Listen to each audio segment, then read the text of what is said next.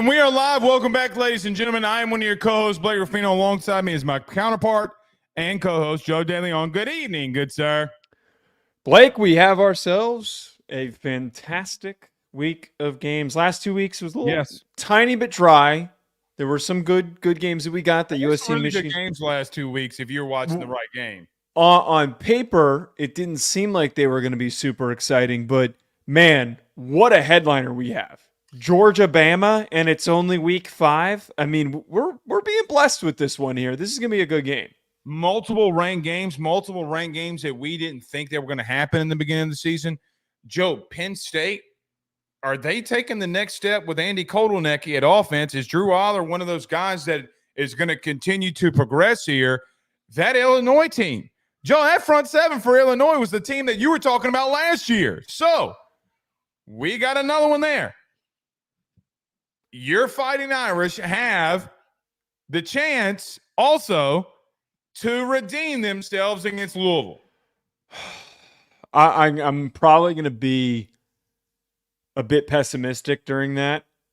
I don't know how I feel. I really don't. I'm curious actually to get your perspective, because some of the times when I've been super worried about how they were going to play against teams, you've been optimistic, strangely enough. I'm not feeling great because Louisville really showed that they've got some serious playmakers at receiver. Ja'Cory Brooks has been phenomenal. If there is a 14-point separation, something along those lines, I have not a lot of faith that Notre Dame's going to be able to climb back into it. They're going to have to play some great-ass defense, or it could be a really long day. Joe, can I tell you something without you just being completely mad at me? Okay. I think Notre Dame's in trouble. Well, I agree with you. I mean, that was the whole point of what I'm saying here. However, Louisville can't run the football right now. Georgia Tech showed us that this past week, and I think Notre Dame can still stop the run. Problem is, I don't trust Notre Dame to score ever, so that's what worries me. And you know what? They might need to take a piece out of the Michigan playbook, and if Riley Leonard's going to run the way like he did this past weekend, guess what, buddy? Run the ball. It's almost like that they need to pick a lane with what they're doing. And you're right. They need to decide, are they going to fully commit to running the football? They didn't do that against NIU, and that was what led to their downfall in that game, is because it was so wishy-washy, the approach that they were having. It's either you take shots and you open up the playbook, or you do what Michigan did. We're going to find out. We're going to find out. This is a real nut-cutting time game for Notre Dame. Can they play the way that they did against Texas A&M? Can they step up and stop those big splash plays from occurring that Louisville had against Georgia Tech? I will say, though, we have to admit, Georgia Tech could have won that game if they didn't play like complete crap on special teams, because that final field goal return that they gave up completely killed them. They had a ton of momentum. Like, they were in a position to finish out that game, and they completely blew it. They did completely blow it. Here's the thing. I still love when teams find ways to win football games. That's true. That is true. We can't give Georgia that pass. We'll talk about Georgia here tonight. We can't give them that pass and not give teams like Louisville that pass, considering on what we're talking about. Well, when we're talking about like a top 5 team that's dealing with injuries, I think it's different. I think it's really different. But yeah, we got to give them credit. I mean, they made a great special teams play. They're getting a block kick where they got it in that game was really monumental for them. Notre Dame. The whole point here is that Notre Dame in that game has to be focused. They have to be on point. They can't be making silly mistakes like they've done against NIU and like they did against Miami of Ohio. Completely agree. If we do have time, there's another really good game that's going to be played this week. Mm-hmm. That being Texas A&M and Arkansas, who a lot of people, myself included, thought that they wouldn't be that good, and here they are, Joe. They're 3-1. I'm curious to see how long that they can survive for. I wonder if they could win this game. I don't think that they can. I feel like Texas A&M, the way that they played against Florida, makes me feel pretty optimistic. Arkansas has kind of needed whoever they're facing to make like a ton of mistakes. So I'm not really ready to commit to the Razorbacks. This kind of could be a little bit of a sobering moment for those fans.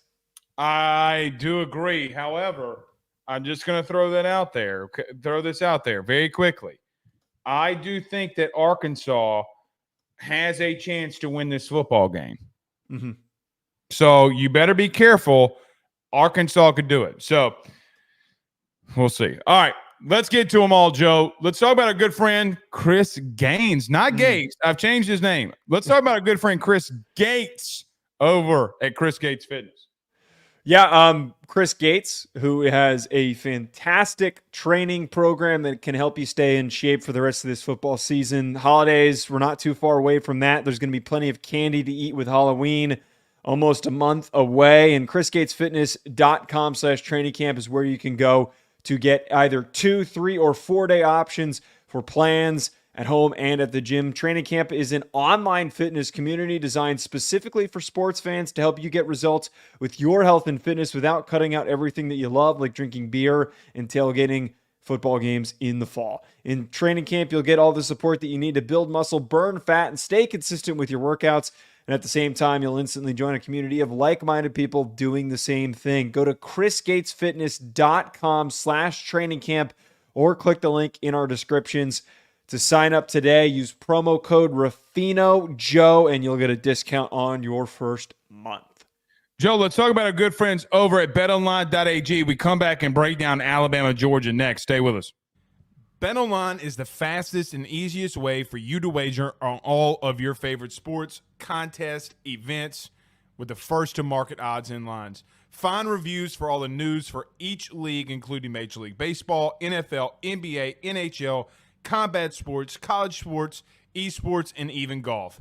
BetOnline continues to be the top online resource for all of your sports information for live in-game betting, props, and futures. Head on over to BetOnline today and use your mobile device to join and make your first sports bet. Use our promo code BELIEVE50, that's BELIEVE50, BLEAV 50, to receive your 50% off welcome bonus on your first deposit. That's betonline.ag, betonline.ag. We're back. Joe, I want to throw this out there because we probably should have told everybody to start off the show. I want to give a public thank you to our good friend Josh Pate over at Josh Pate's College Football Show. Our good friend Josh came into the show today. We talked to him about a little college football. You can find that on the YouTube channel, but was greatly honored that Joe could join the show. Josh can join the show. Joe, is that our first? No, that's not our first guest. Jonathan Stewart, I think, was our first guest. But Barrett Sallee was the first guest that we had. Okay, Barrett Sallee. So we're going to start doing some more guesting here. You need to stay tuned for that. Joe, let's talk about what probably is the game of the year so far in college football. Comes down to two SEC top-tier heavyweights, that being the University of Georgia and Alabama. Joe, this one's going to be one hell of a game. How do you see it going out? Yeah, I've been really grappling with this one, and we talked a little bit about it with Josh when he came on and guested with us. I think that if Georgia comes into this game and they're fully healthy, I know that they haven't been as sound as we would like them to be after 4 weeks of the season. If they were fully healthy, I'd be fully committed to Georgia, and I would be saying that Georgia's going to win this game. But some of the issues that they had against Kentucky stopping the run really stuck in my mind. This game being in Tuscaloosa, I'm leaning Alabama right now. It's not a hard lean. I'm not sitting here screaming, hey, Georgia's going to get blown out by Alabama. No, I'm not going to be that crazy. But I came so impressed by the way that Alabama performed once they got back healthy against Wisconsin. The run game performance that they had that opened up their passing attack was extremely impressive. And we know that statistically right now, Georgia is phenomenal against the pass. They're only allowing 91 yards per game, 4.2 yards per attempt. I think that if there is a team that can survive without throwing the football and pull out a close game against Georgia, it could be Alabama, especially with how well they ran it against Wisconsin.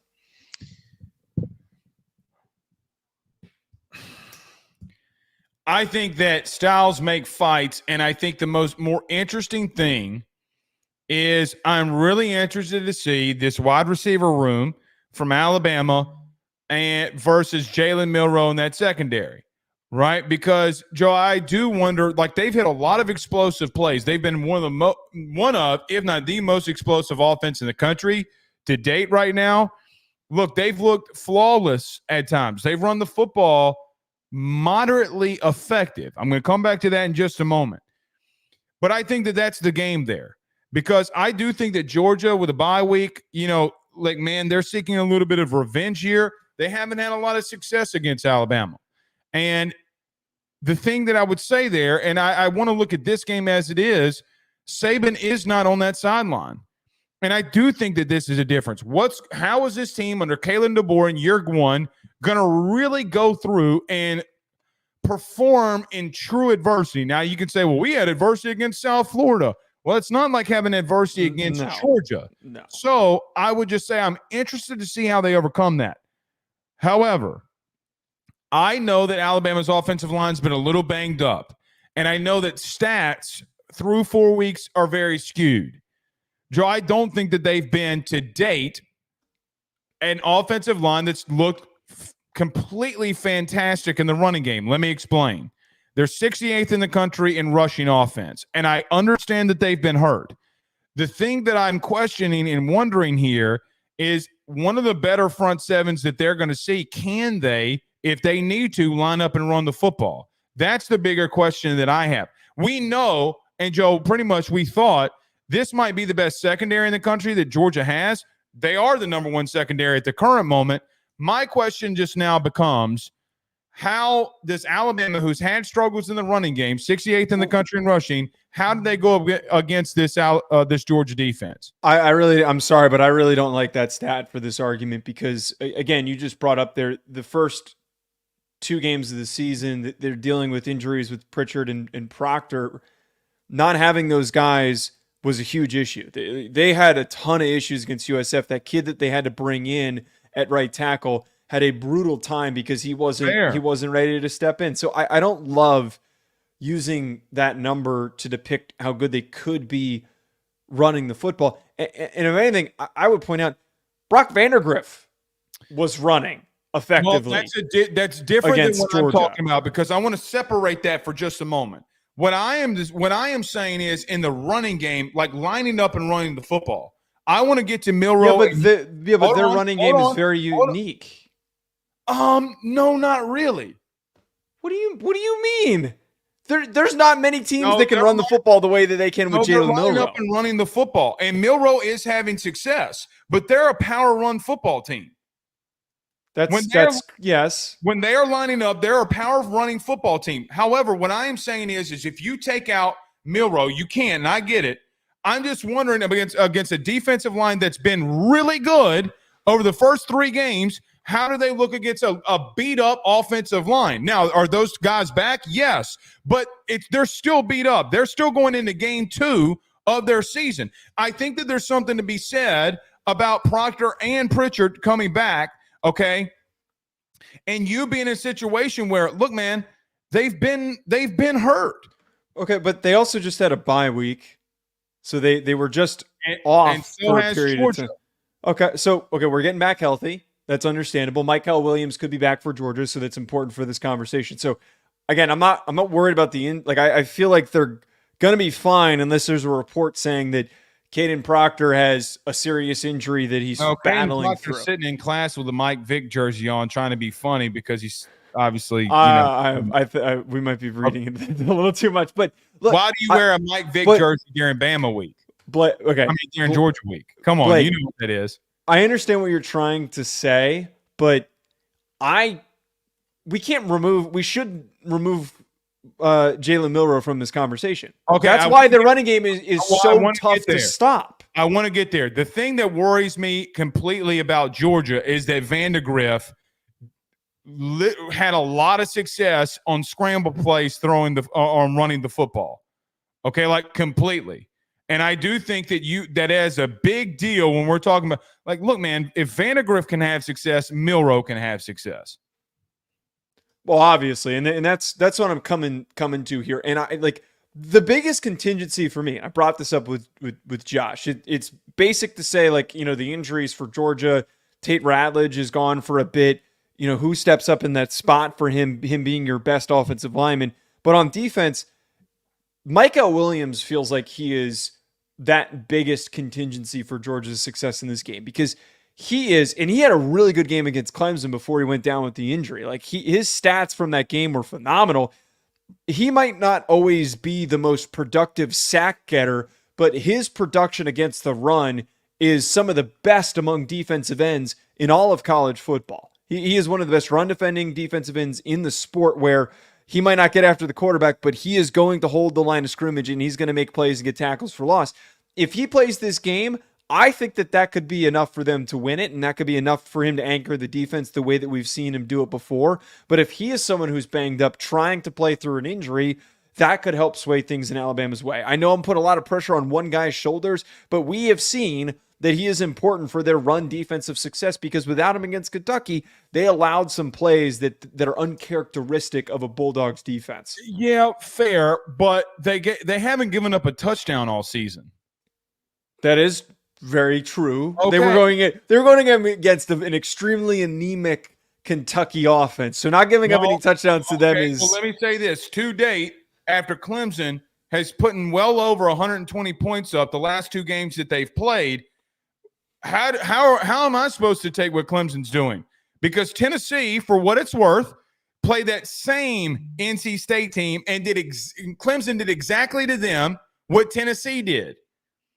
So if we're being frank, Joe, they haven't allowed a touchdown all season. Well, that was my stat. First of all, don't steal that from me. I don't. I know. I'm just giving you shit. Is it a right stat or not? No, it is. I'm giving you shit. But they haven't given up a touchdown, right? That is true elite defensive performance that they're able to. They're playing elite defense, and again, that's why I'm saying, Joe, we're looking. That's what. So to that point, I don't care that they're allowing field goals. Teams are going to have drives on them. Mm-hmm. Okay, but I look at red zone and how they clamp down there, because they have the best secondary statistically right now in the country. Milroe's got to be on the move, and I'm really interested to see how Kalen DeBoer, who's an offensive mind, goes up against arguably one of the best defensive minds in Dabo. I think it's going to be a chess match early. I don't know if this is going to be a high-scoring game. I think it's going to be relatively low-scoring early. Yes. Because both teams are going to be throwing things in the kitchen sink at one another. Joe, I just don't know if I'm ready to lean Alabama in this sense. I still don't think that I've gotten the best offensive production out of this offense from Georgia. And I think that in and of itself, too, who has a lot of new pieces on the outside with Humphrey, you got Etienne in the backfield. I know Ratledge is out. I'm really interested to see what they look like coming out of a bye week with Kirby going into this game, because I felt like that they have been toying around with their food a little too much. That's another fear I have for Georgia coming into this game, Blake, is that there has been misfirings on offense. There has not been the same flow that we saw last year with Bobo's offense. Carson Beck had Ladd McConkey and Brock Bowers to dump off to when they were healthy to connect with them. What's his name? Ladd what? You love to say Mahonky. Yeah, Thank okay. You. My point that I'm bringing up here, some of their inconsistencies has been an inability for them to churn out yards between the tackles running the football. Feels like that's also been a bit of a struggle for them. I saw that Alabama defense completely manhandle and eat up Wisconsin's offensive line. There is a definite separation point between Wisconsin's offense and Georgia's offense, but pay attention to Jahad Campbell, pay attention to Quandarius Robinson, pay attention to Tim Keenan, who have been just such a centerpiece for their defensive success. They could really keep this thing within range if they have a big game like they did against Wisconsin. You can't play Utah and Michigan football against Georgia. No, that's very true. And I don't think Milroe's even remotely close to that bad as a passer. And they're not remotely close, okay, to what those two teams, like Bama far and exceeds what they have on the outside than what Utah and clearly Michigan does. I say that to say, Joe, I think the game plan for Georgia is simple. I do think they're going to go bump and run man-to-man on the outside. I think that they're going to make Jalen Milroe beat them through the air, and they're going to put a lot of pressure on this offense to make plays. Joe, what I keep coming back to this. We talked about it with Josh Pate. We just mentioned it here. What happens if Georgia takes away those explosive plays? That's where, and another contingency that comes into this game is, what does that Alabama offense look like when they can't generate those things? And we have to look back to the way that Michigan played against Washington in the national championship game. Those splash plays were completely eliminated for Washington. And what we saw was Michael Penix sitting in the pocket for a long time and taking hits, so many so that he got banged up and he wasn't as mobile as he usually is. So that's something that plays into this, is if you can play back and play patiently, rally to the football, that could really corral Alabama's offense and keep them under wraps in order for Georgia to win this game. You just brought up an interesting point that I hadn't thought about, and then I thought about it when you brought it up here. How much does Kirby watch that film? I bet he's watching a ton of it. From Michigan and Washington. That's interesting. Now, Milroe's a completely different kind of quarterback. Joe, I don't know. You know, we're talking about this on a Monday, and I really don't know. I don't know who to go with. Okay, I don't know who to pick.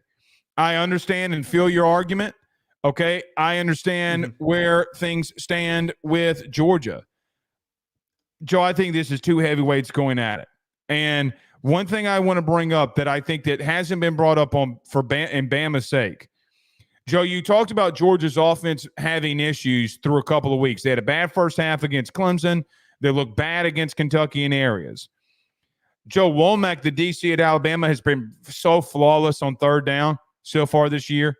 Flawless. They're the number one team on third down in the country. And that's a stat you can go week by week. And because everybody's going through the same thing of dialing things up to get off the field on third down. Joe, they're the number one team in the country in that area. They have been very good in disguising what they're doing, and I'll be real with you. I am kind of surprised at how cohesive they look defensively now that Saban's left. I look, man, I'll give them this. They have given up some plays here and there, but Joe, when they get to third down, they're getting you off the field. I mean, they're out there making point and being head busters, as we used to say. I know that you're too young for that, but we some head busters. We'll knock a dude's head off. We head busters. Do you know what a head buster is? I know what a head buster is, but what's that a reference to? It's a song. Oh. Anyway. Over my head. I fully 100% think that this Alabama defense could be up to the task if Georgia's offense does have issues. Again, I don't know if I have a pick yet, but I think anyone who's listening to this can tell that I'm leaning Alabama. Yes. One of the biggest pauses that I have to fully committing to Alabama, they haven't played anyone. You know, that Wisconsin team is very middle of the pack in the Big Ten. I don't think that they're going to be they're going to be fine this year in the Big Ten, but I don't think that they're upper echelon competitive.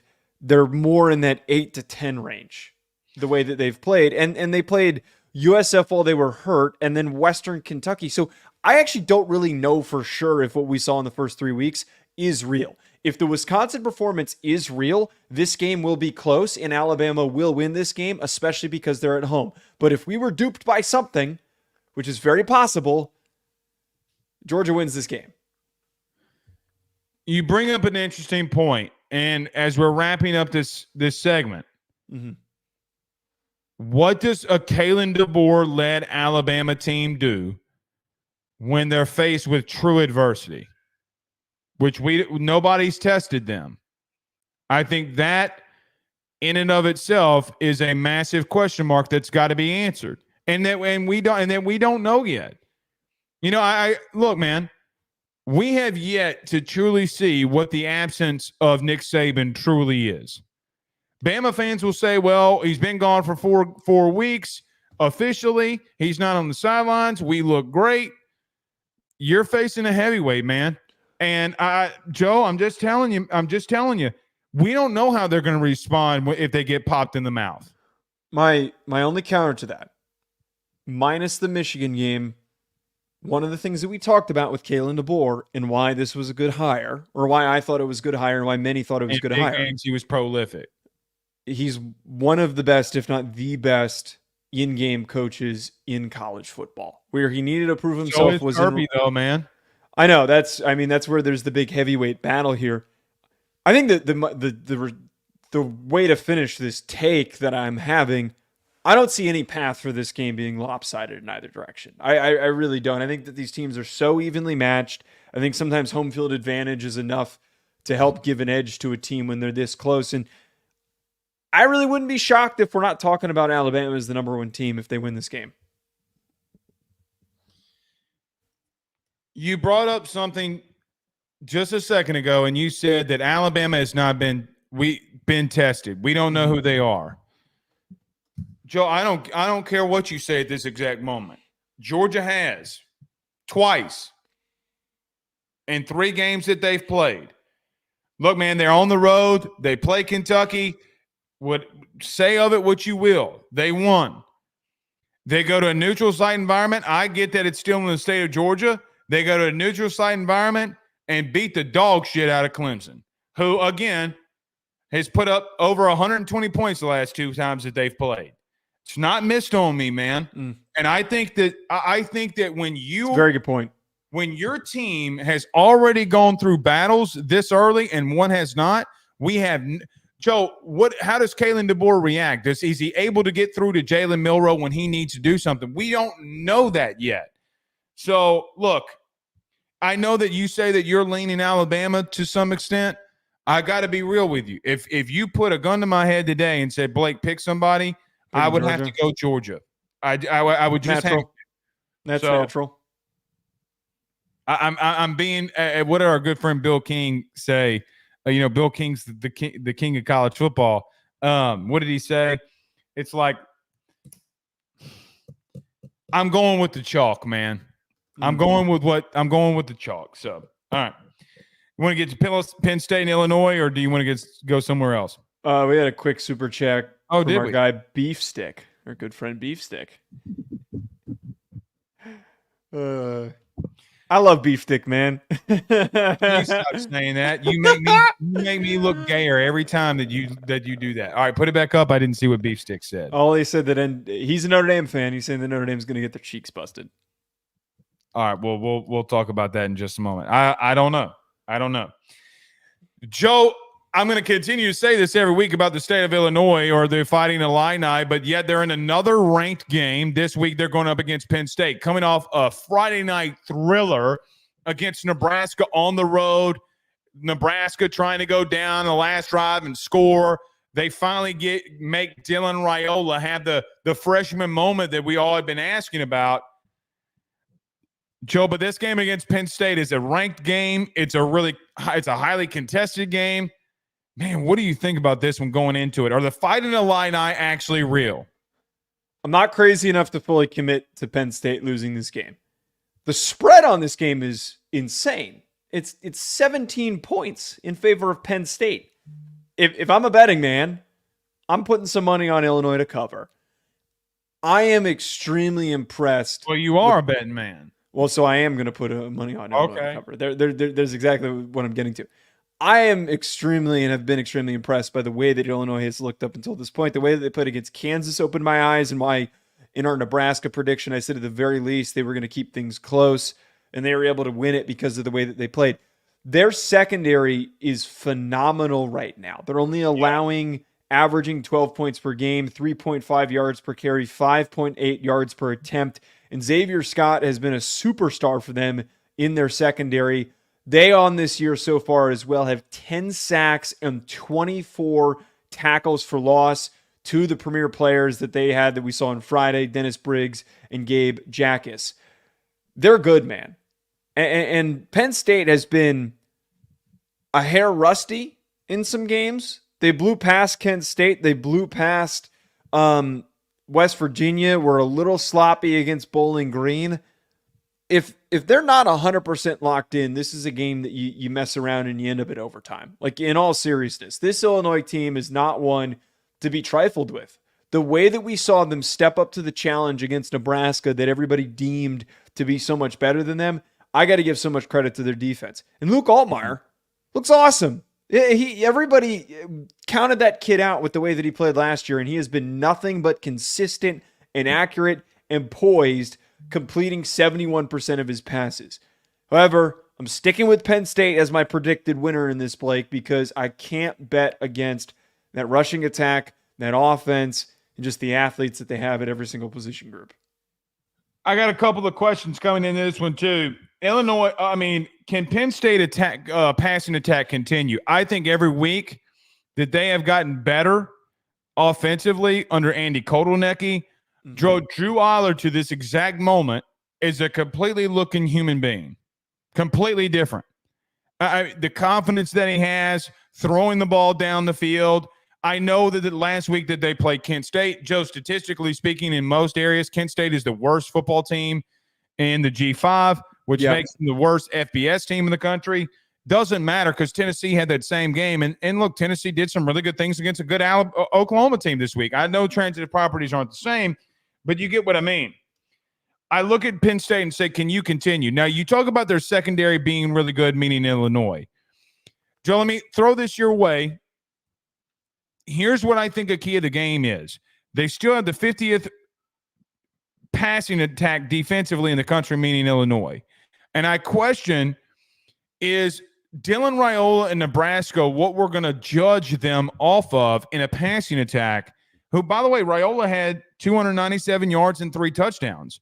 I think that Penn State throwing the football is a little bit more seasoned. They have more weapons, and along with a better running game that I don't want to say that Illinois is not having a good season that they're not a good football team. Just don't know if they have the dudes to beat Penn State, if that makes sense. No, I think it's a fair point to bring up, and I think that that's why we have to stick with Penn State in this, because they're just the better recruited team, and that when there's a matchup like this, more talent is likely going to prevail unless they come out flat, kind of like Notre Dame loves to do. What you're talking about here is if Illinois can slow down Katron Allen and Nick Singleton, that's where they pull out this upset. Because that's what they did against Nebraska. Well, they said, Dylan Raiola, go be the superstar freshman that you are. And eventually it did lead to him taking risks and making mistakes on third downs, especially in overtime when he scrambled and took that, that huge sack that he took that completely took them out of the game at the end. That might be what they try to do here with oh my God, why am I blanking on the Drew Aller? Holy hell, why did I end up mixing that up? But one thing I just want to bring up here with Penn State, Illinois' success was because they ran the ball well. Penn State's only allowing 84 yards per game on the ground. That could be a really that front seven. We talked about this in the deep dive, and we talked about this, and you had said that they had a lot to replace. Joe, they're absolutely whipping dudes up front on defense. Yeah, whipping them. Now, here's the thing, man. So is Illinois. Illinois' defensive front, man. Look, dude, they're pretty freaking solid, and I don't know. I just don't know if I trust an area that Illinois is better than Penn State. Now, I'm going to throw some your way, and you're going to love this segment or the conversation we're going to go on. James Franklin needs to beat a ranked opponent, and I think this is a good way of doing it. Look, I understand you don't beat the Michigans of the world. I understand that you don't beat the Ohio States of the world. I really don't think you're supposed to, but that's neither here nor there. I think that they're starting to really hit on some things, okay? And I think that we need to continue to keep our eyes on old Penn State here, man. I really do think that they are on – I think offensively they're on the cusp of doing something somewhat really good in the Big Ten. I think if you bring up a really good point here, Blake, yeah, this is the perfect low-hanging fruit opportunity that they were just handed that like, oh, wow, Illinois is ranked. No one expected them to be ranked. And they get to play them at home, and they're going to beat them, and that's what they're going to lean on for the rest of the season. Oh, we've got this ranked win over Illinois. You're right. Yeah, it's kind of annoying now that I think about it. It's really annoying that they're getting handed this opportunity to get an early ranked win to bolster their resume. Yeah, yeah, I understand what you're saying. It's a good point to bring up here. But it doesn't mean that I don't think that they're good, though. Now, let me get to this. They're a good team. The Bowling Green game that Penn State had is not missed on me. They have a big loss defensively through an injury.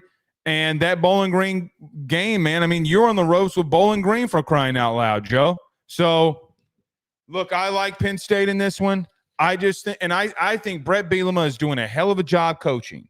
Joe, I just can't get over the fact that I just don't know if there's an area that Penn State's not better at when it comes to talent. All right. You want to get to Notre Dame versus Louisville here? Yeah, let's do it. Before we get there, B-Stick sent in another super chat. Says, who's getting their shit pushed in this weekend? By the way, the amount of comments on the videos this week of people saying that they spit out their drink because you said, what was the Diddy comment that you made yesterday? I don't remember. I can't remember. Let's see if I can find it. There were a lot of people that thought it was hilarious, though. So just to bring that up, I was appalled by the amount of people that were entertained by that. I mean, here's the thing, man. I'm relatively a funny guy. Sure. I'm a good guy to hang out with. It's just that people don't find people don't understand my humor because I'm intellectually smarter than them. Let's go with that. That one works. Okay. No diddy. All right. Notre Dame takes on Louisville and a chance for the Fighting Irish to, Joe, let's just call it what it is. To get one back and show the public and the nation that they're still a good football team. They had a bad mishap against Northern Illinois. I understand it's happened to Marcus Freeman before. Now they have a chance against what I think is still a pretty good Louisville team that they can redeem themselves. However, they worry the maneuver out of me, meaning Notre Dame, because it's not – I look at this Louisville team – Joe, I see the same kind of tenacity and forthcoming that I saw when they played Notre Dame last year, brother. Brother, they play hard, they play fast, they play physical, and if they're wrong, it doesn't matter. They're going full speed, one direction. But when I look at this game on paper, though, Joe, I'm looking at it and saying, man, Notre Dame, they're better. They're the better football team. But, man, I got to tell you, I don't know if they want it more than a team like Louisville does. I got to be real with you. That's where I'm – look, as a Notre Dame fan, I mean, this is what stresses me out about this game. And I know this is going to be a game that I'm going to hate watching. Like, this is going to really, really pain me. This is a situation where you have an opportunity to beat Louisville and to beat them handedly and to beat them at home and to get revenge for what they did to you last year. And it all comes down to I'm going to say this a million times over with Marcus Freeman. It all comes down to the preparation in the week leading up to the game. The emphasis needs to be at practice is that these guys took from you what could have been a special season last year or just a good season last year. They made you guys look terrible the way that they blew past you in the second half. They need to take all of that energy and frustration out on them the same way that they did against Purdue. If they accomplish that, yes, they are the more gifted team on the field. They're more stout on both lines of scrimmage. They're the better rushing team. They can do exactly what Michigan did, but throw the ball maybe a little bit more by grinding them out and dominating the time of possession. They have all of those things going for them, especially against a team that is so heavily built through the transfer portal. They have the ability to win this game. But Blake, it all comes down to is that Louisville naturally is a team that smells blood in the water. And when they think that anybody's a little bit off, and if Notre Dame comes in a little bit slow, not firing on all cylinders, they're going to take advantage of them. This Louisville team is not one to be trifled with. And if I'm a Notre Dame fan, be worried.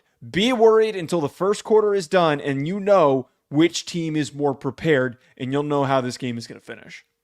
Funny, when you were saying all that, it made me go back to how I felt 2 weeks ago for my LSU Tigers playing South Carolina. It feels very similar. You're battling through some issues and things aren't really working to the degree that you would be hoping that they are. and you're hoping that they get fixed in a short amount of time. It's just very similar. Joe, I got to be real with you, man. I know Notre Dame's got a really good secondary. I get that. Joe, Louisville has 4 wide receivers that have 2 touchdowns or less, or 2 touchdowns or more. Shuck has gone in there and spread the ball around, dude. Look, man, Ja'Cory Brooks, dude can play, man. Dude can really play. Joe, they're gonna have some athletes, man. I don't want to say this because when I say it, Notre Dame fans blow up and get mad. I'm just going to tell you, Joe, they can test your secondary. They can test you. And if you ain't ready, Ja'Cory Brooks is going off. So Ben Morrison, in my humble opinion, okay, is one of the best corners in the country. But what they have done with Brooks multiple times is take him off of boundary receivers, put him in the slot, and Joe, he's been going off. I mean, and that's the part that I look at Shuck and say, look, man, and maybe Brom did find something. Maybe this kid can make really good decisions. Georgia Tech's a really good football team, Joe, in the sense of that they are very physical. And you know what? They're like, oh, you want to be physical? We're going to pop you in the mouth. Here's the thing that I look at this, though, that scares me for Louisville. Joe, Georgia Tech, that D-line out-physical Louisville in the running game. They didn't get anything going. I understand that there's some issues in the running game going on with Louisville at the current moment. Joe, they didn't look good at all running the football against Georgia Tech last week. And if there is a massive mismatch for Notre Dame here, it's going to be their D-line versus that Louisville O-line. They have not been good, in my humble opinion, at getting vertical in the running game. However, they've had some situations, meaning Louisville, where if they get one shoelace that doesn't get touched and the running back doesn't fall down, they're getting vertical sometimes, but that's a massive advantage, Notre Dame, your D-line versus their O-line.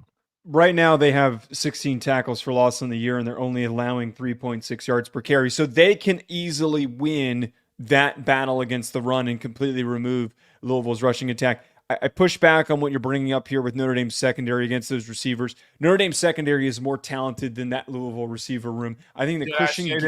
Hold on. No, wait. I'm not saying that you said that. I'm not saying that you said. I'm just elaborating here. Christian Gray has been a huge emerging, underrated star for that secondary, the way that he's played and the plays that he has made with the ball in the air. Adon Schuler has emerged as a young player for them that has been great. You haven't faced a wide receiver core this good yet.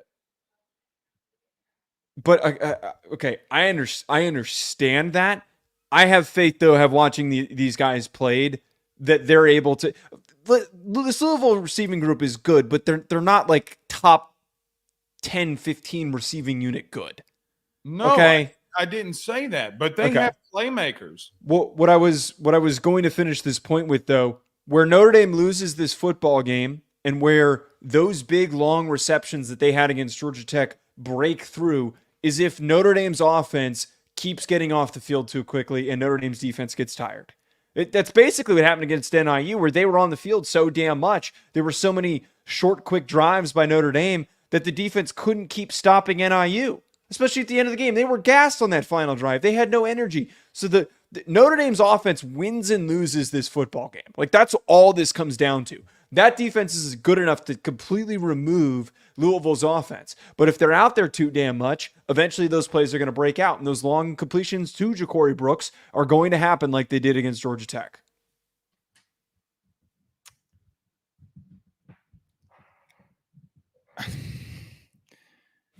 Joe, how bad's Riley Leonard?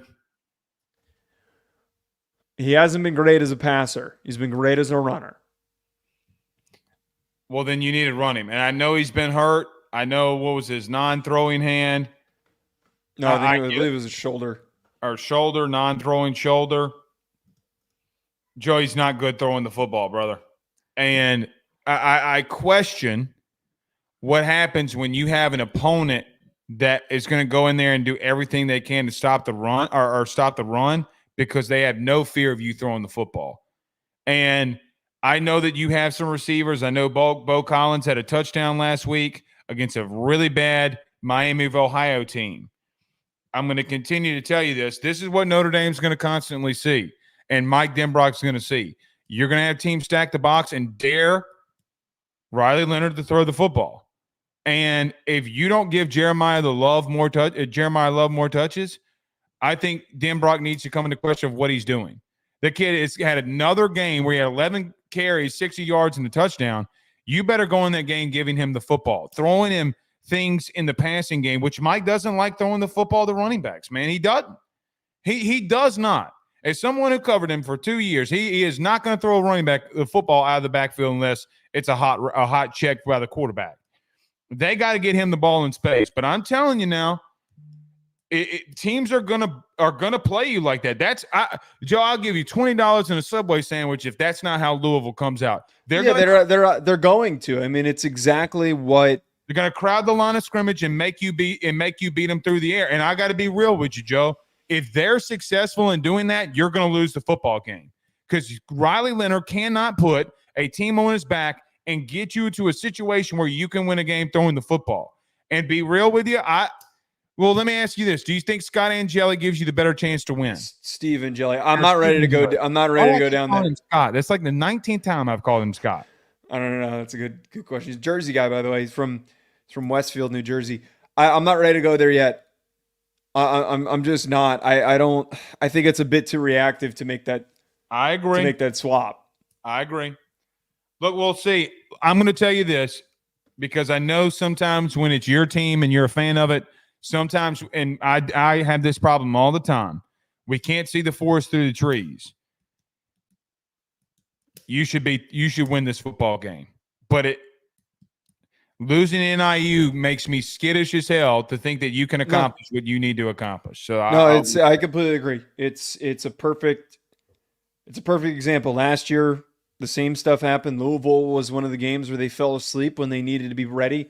One would argue, though, that going up against a team that embarrassed you the way that they did last year, that they would be motivated this week in practice.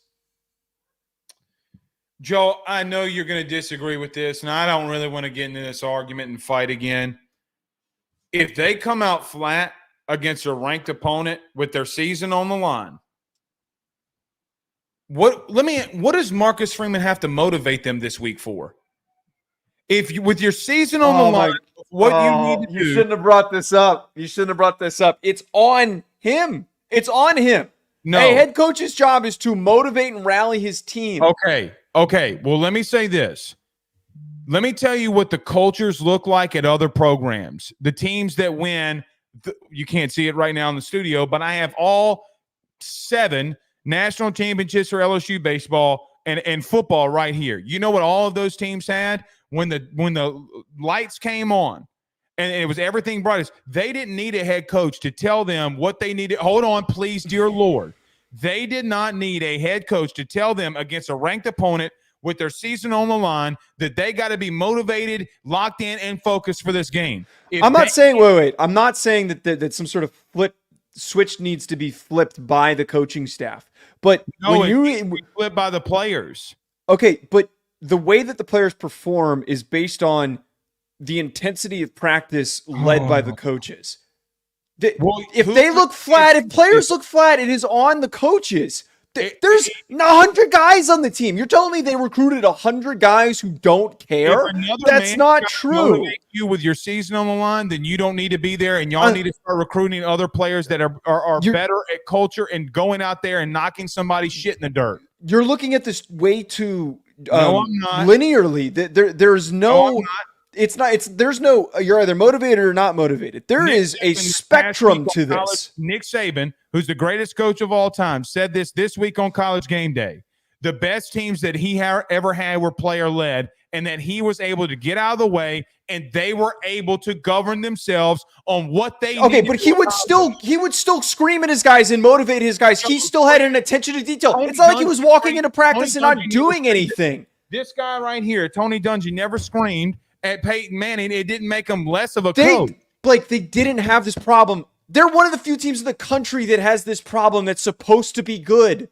Teams that don't give a shit, it comes down to head coaches showing up to practice and not having the same level of intensity on a week-to-week basis and not taking things seriously. No. Marcus Freeman even admitted it. He even admitted after they lost to NIU that it came down to him not having the attention to detail necessary for them to have beaten NIU because they weren't looking That's not past what I them. said about NIU.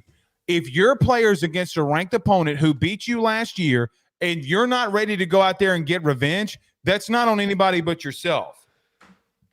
I have been on teams with bad coaching staffs when I was in college. You think Ron Roberts is a good coach?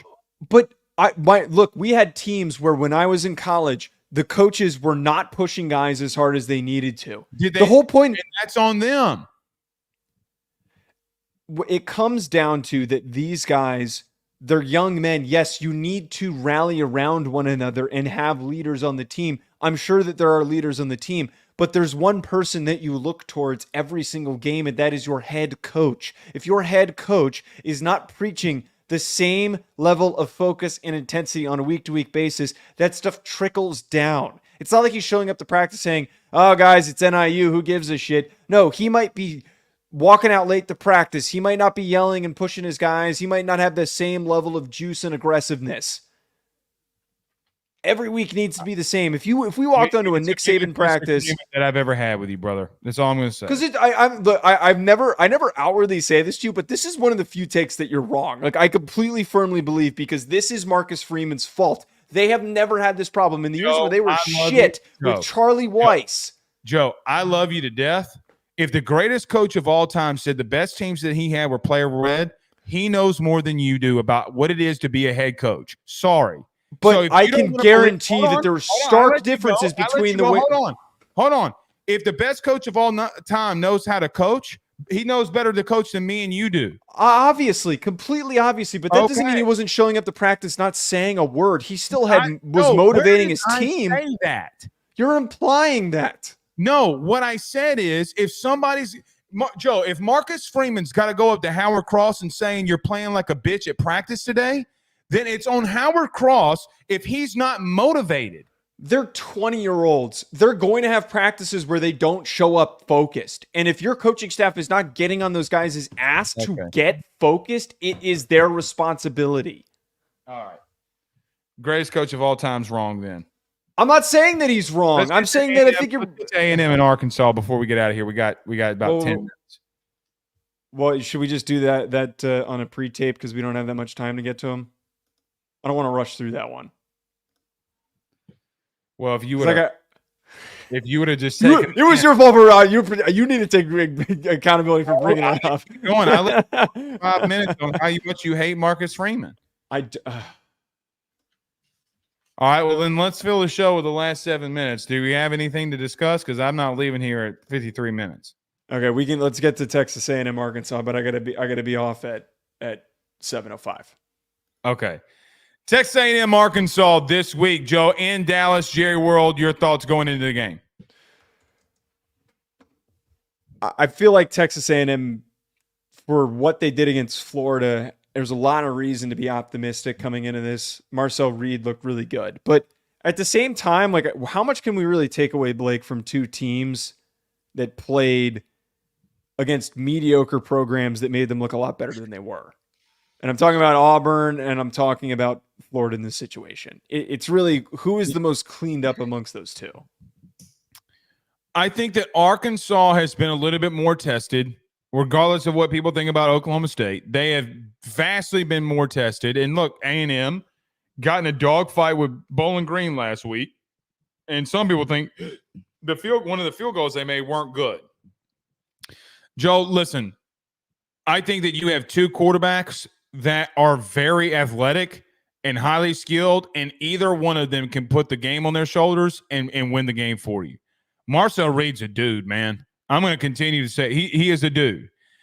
What worries me about Arkansas is that I do think that Mike Elko is going to get this defense to really play well, and they're going to play well. And Joe, if Taylor Green is not running in the last couple of weeks, ever since he took that hit against Oklahoma State, he has been highly inefficient throwing the football the last 2 weeks. And I think that A&M can take that away, where Colin Klein, quite frankly, has gotten both quarterbacks to play better than what Taylor Green has done through the air. Now, Taylor Green can start running all over the place, and he's the biggest X factor in any game that Arkansas plays. Joe, I'm going to tell you this. Taylor Green makes Arkansas, or a game that you have to face against Arkansas, winnable. He's, because of what he does with his legs, his athleticism. It's just, man, him throwing the football scares me so much against a dude like Mike Elko going into this one. The biggest thing that I turn to, their two best performances, they completely blew an opportunity to beat Oklahoma State. Because they made it to... That's what it was. I said yes. They blew it like Diddy. There it is. No, I don't know if that was... I'm going to find the comment that somebody... All right, I don't know if that was what it was. It was close to that, though. They made a ton of mistakes against Oklahoma State and shot themselves in the foot. And then they made a ton of mistakes against Auburn. But if it wasn't for Auburn being even more inept, they would have lost that game. I think that Texas A&M has just been inconsistent. You know, the Notre Dame game, they were really messy on offense. Marcel Reed comes in. The Bowling Green game was bad, but you thought now that him going, I mean, he went 11 for 18. No, I'm not saying he was bad. I'm just saying that game, just in general, for how close that was, that's not a good look for Texas A&M. They have been a lot cleaner to this point. I feel like that they have been a lot less turnover prone than Arkansas. They have been a lot more consistent moving the football in spurts when they need to. I have to lean Texas A&M in this situation because it feels like Arkansas is kind of riding their 3-1 record off of the fact that they've been handed a number of opportunities. They've been riding the hog, baby. They played 2 weak opponents, and then they beat up on Auburn. So, like, I feel like that their record is not indicative of their quality of play right now. They got to limit these turnovers. It's easier said than done. They keep doing it. I know they keep doing it, but if they don't keep doing it, look, man, A&M's going to win this football game. I don't think that they're very disciplined. I don't think Taylor Green's very disciplined, if I'm being honest. He's not good throwing through the air. But what's crazy about this, Joe, if he goes off with running the football, brother, he's an X factor. I don't know. I really, really don't know what to make of him. I really don't. I think that he is the most athletic quarterback in the country with his size. What he does is insanity, pure insanity. But, Joe, at what point is everybody going to stack the box and try to stop the run and say, you know what, kid, beat us through the air?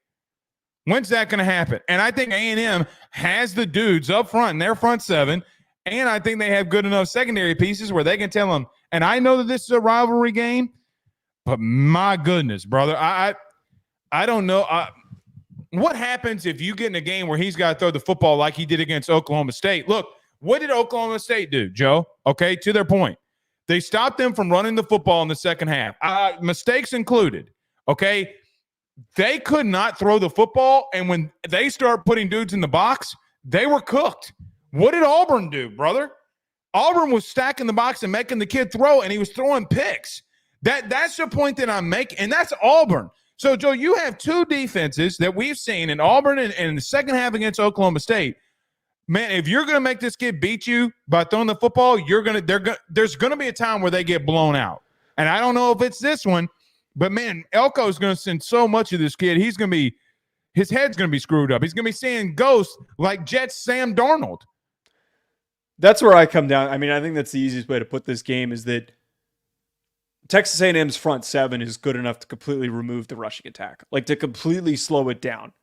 Scourton hasn't been as good as we've been hoping for.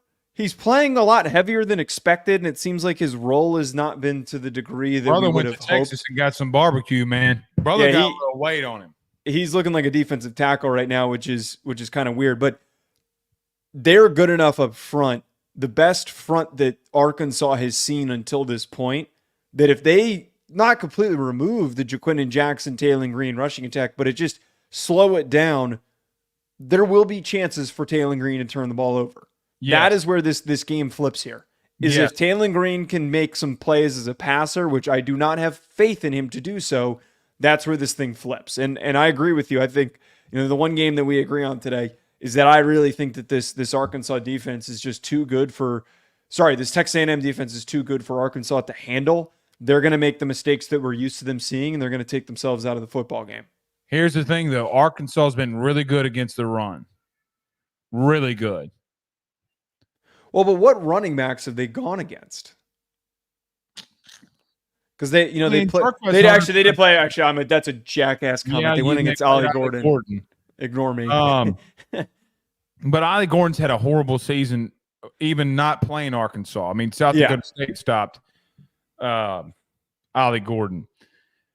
Look, man, on the opposite side, I think that Marcel Reed, I don't know what's up with Weigman. I don't know what they're going to do there. I mean, it's on a Monday. I don't know. But, man, Marcel Reed, the kid's highly talented, and the kid can throw it a lot better than Taylor, and he makes better decisions than him. I think that Arkansas does have something here. The problem is that they're too chaotic when they're trying to – Joe, they need to embrace the hog and just continue to run it if that's what their passing game is going to look like. I'm sorry. I know you don't want to get green herd. I get that and all that stuff. But, Joe, when you're throwing the ball 26 times, this kid can only complete 11 of them, it's time to put the ball down and start running that thing. And if you got to punt it, you got to punt it. I mean, you can't beat yourself. Other teams are going to beat you if you do that. So, we'll see. All right. Got you out here in the nick of time. How about that? We will see y'all again on we'll see you tomorrow because we're going to be doing some games tomorrow. So we'll see you tomorrow and Wednesday. So go over to YouTube, subscribe, notification bell, all that good stuff, and we'll see you then. We hope you have a good night. Peace.